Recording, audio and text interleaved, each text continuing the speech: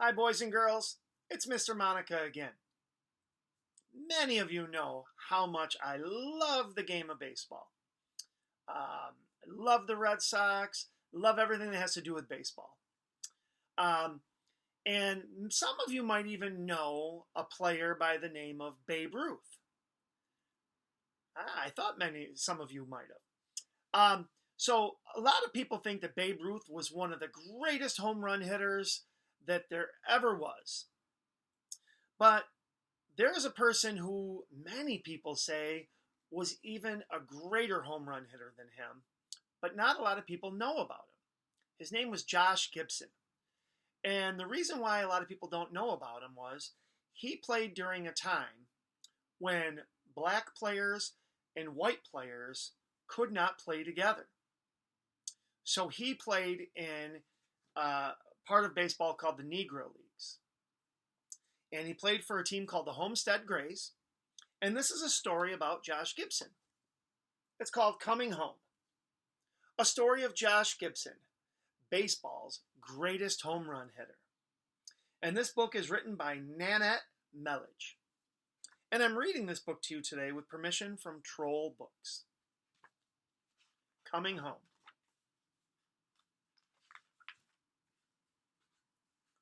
The best hitter I ever saw? Bet here's one you won't know.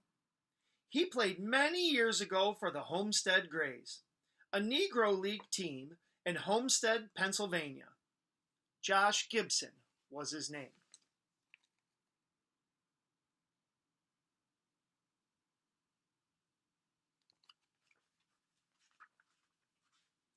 In those days, segregation was the law of the land. Blacks and whites lived in separate neighborhoods, went to separate schools, even rode in separate sections of the same bus. It was no different with baseball. So white players had the major leagues, and black players had the Negro Leagues.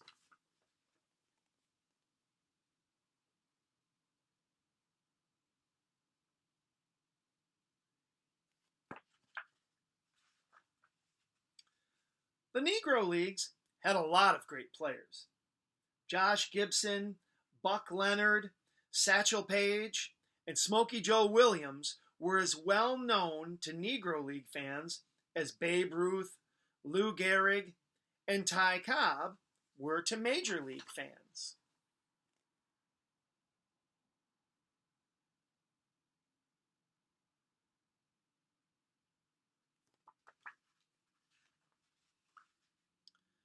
Pop took me to every home game the Grays played. I was 10 when Josh joined the team. He was just 18 years old, but to me, he looked like a giant. And was that man fast? By the time the outfielders chased down what he'd hit, Josh would already be on third base. He was also powerful, so big and so strong that everybody took to calling him Thunder. Each time Josh was up to bat, we yelled, "Thunder's coming!" It didn't take the fielders long to figure out what that meant. Josh hit hard.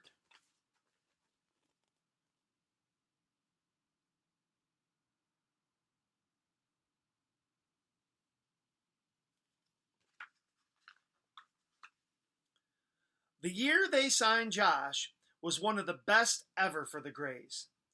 They whipped all comers and won 11 games out of 12 on a barnstorming tour against the Kansas City Monarchs.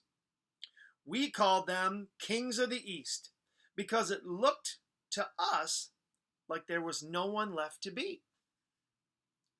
Then along came John Henry Lloyd.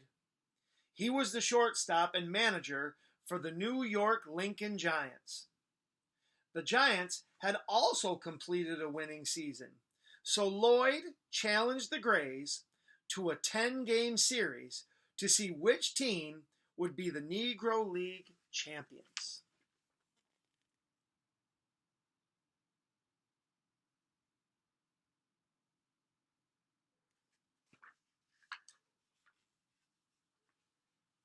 Nearly everybody in town turned out for the series opener.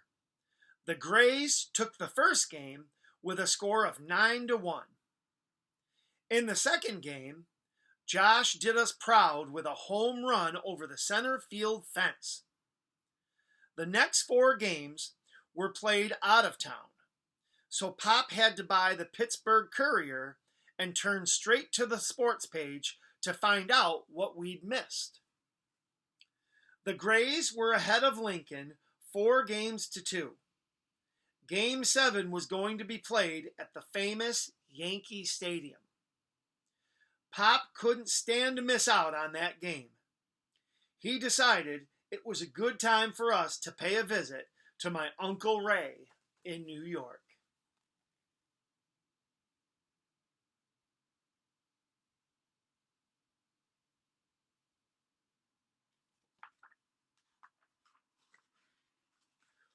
We wanted to get a good look at the place that was home to Yankee greats Babe Ruth and Lou Gehrig, so we got to the stadium early. Staring up at the triple-tiered stands that stood as high as a 10-story building, I felt swallowed up by the size of it. In fact, it was the first ballpark ever built that was large enough to be called a stadium. To see the best of the Negro Leagues play in the most famous ballpark in the world was something I'll never forget.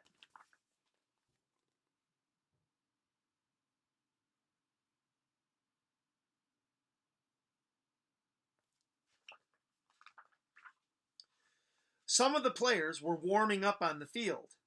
I spotted Josh right away and called out, "Hey, Josh, will you hit a home run for us today?" He came up to us and said, "I'm sure gonna try." He gave me his autograph and shook Pop's hand. The smile on Pop's face was just about the biggest anyone ever had, I reckon. We could have gone home then and there. A day just couldn't get any better than that.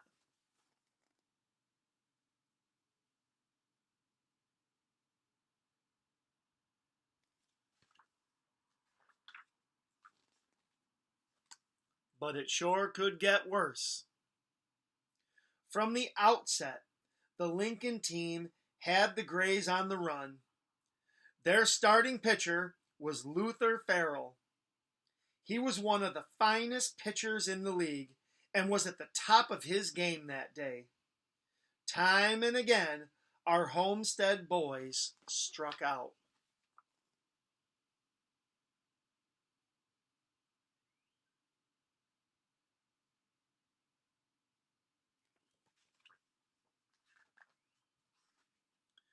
We were all feeling a little down when Josh came to the plate for the 4th time.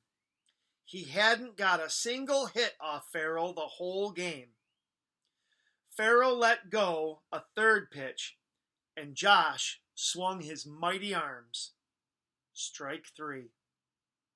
When Josh went back to the dugout and laid his bat down, my heart sank right along with it. The Grays were trailing, and things didn't look to be getting any better. Pop was so nervous, he took off his hat and nearly bent it in 2.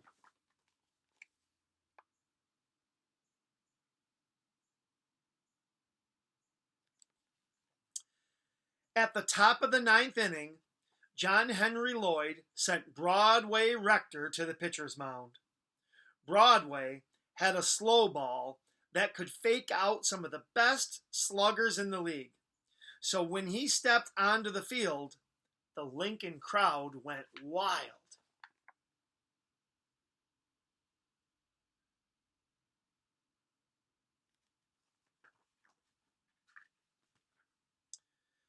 Josh was up to bat again. As he walked to the batter's box, I could hear people saying, "That kid can't hit," and "Go ahead, Broadway. Hand the boy back to his mama."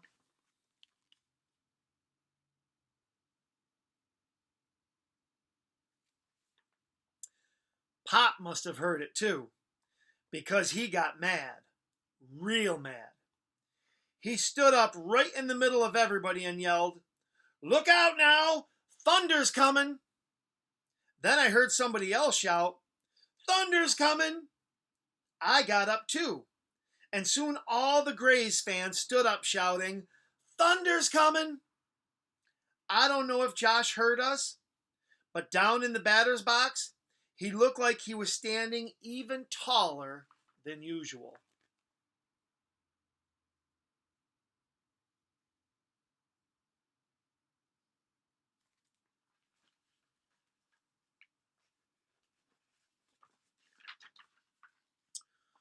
Broadway waited for what seemed like the longest time. When he finally let go of the ball, it moved so slow, a couple of folks looked at their watches, wondering if it would get past home plate before dark. Josh didn't budge. The ball kept crawling toward him, getting slower all the time. I was sure he was faked out when, pow! The bat was just a blur. Everyone jumped up, trying to catch sight of the ball as it zoomed past left center field and kept on going.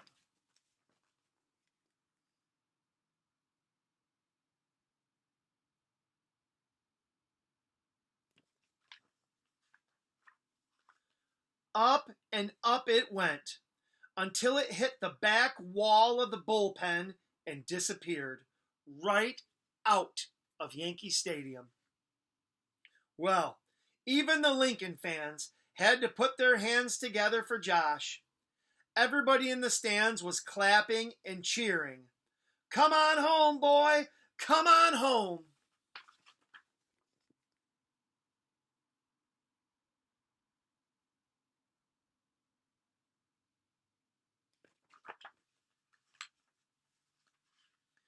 Josh was a fast runner, but just this once, he took his time, trotted to every base, and grasped every outstretched hand. Pop's hat was so twisted up, he couldn't even wear it anymore. So he just threw it in the air and shouted, "Come on home."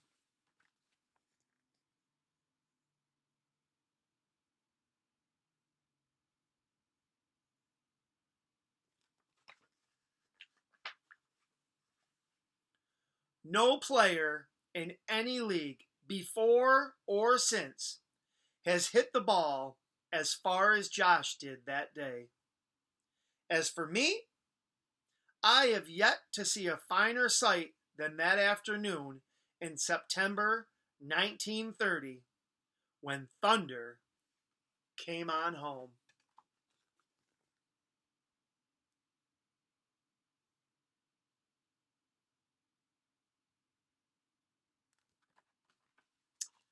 The end. Boys and girls, I hope you liked hearing that story about Josh Gibson. Have a wonderful day. I'll see you soon. Bye-bye.